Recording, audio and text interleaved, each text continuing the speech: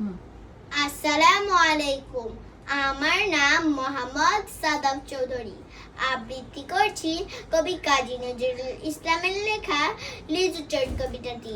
বাবুদের তাল পুকুরে, হাবুদের ডাল কুকুরে, সে কি বাস করলি তারা, বলি থাম একটু দাঁড়া।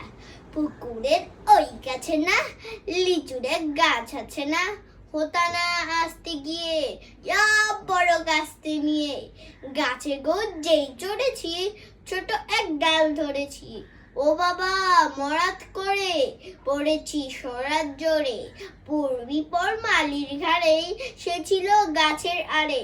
বেটা ভাই বড় নচার, ধুমাধুম গোটা দুচ্চার, দিলে হুবকিল ঘুষি, একদম জোশে ঠুসি।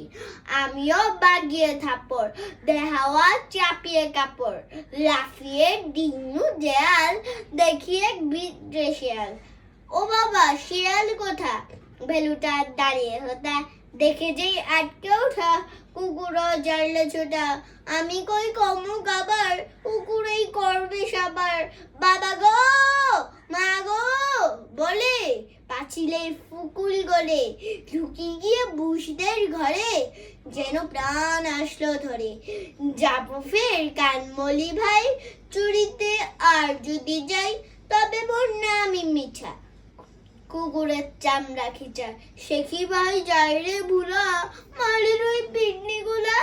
কি বলি ফের হপ্তা, তবা না খপ্তা। ধন্যবাদ।